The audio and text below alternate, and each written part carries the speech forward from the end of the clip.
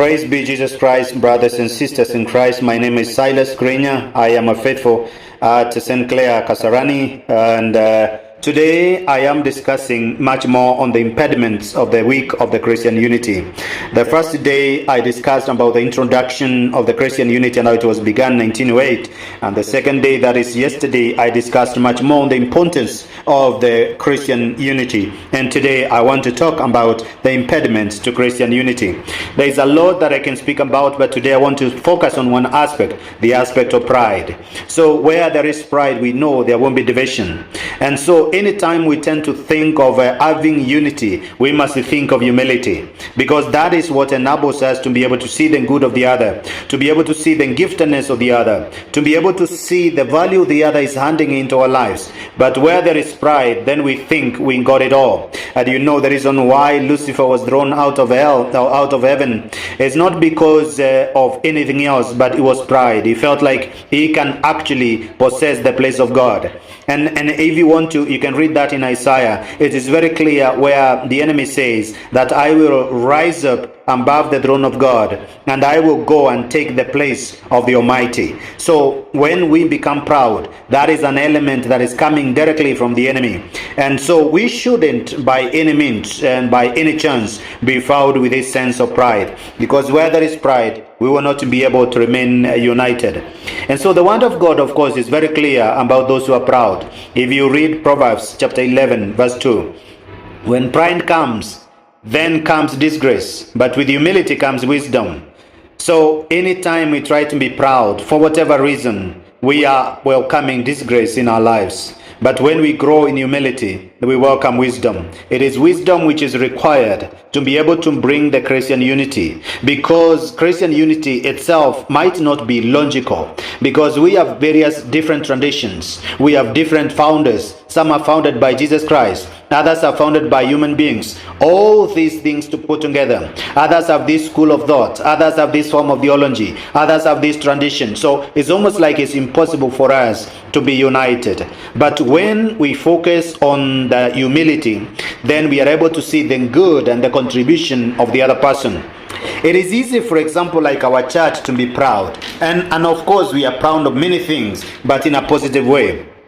We can easily say, yet we can trace back the roots from Jesus Christ to Peter and to the first Pope and up to the current Pope. We can trace that line where people have been consecrated and anointed, and they have been able to perpetuate that lineage of the apostles, the apostolic lineage. We can trace it every year. It's there in the history. We can also say that we are the ones who began the scriptures the way it is. We can also say we fought for the doctrines, like for example the doctrine on Holy Trinity. We can say we did all these things, and we have a reason to be proud. We can say that we have begun churches everywhere in the world, even the remote areas where no one can go. We can say that we have been able to provide healthcare and education into the systems of the world. We can be proud of this, but are we humble enough to be able to look into what other people are brought as part of their contribution? For example, we have the Bible in our different languages. This is a gift out of Protestantism.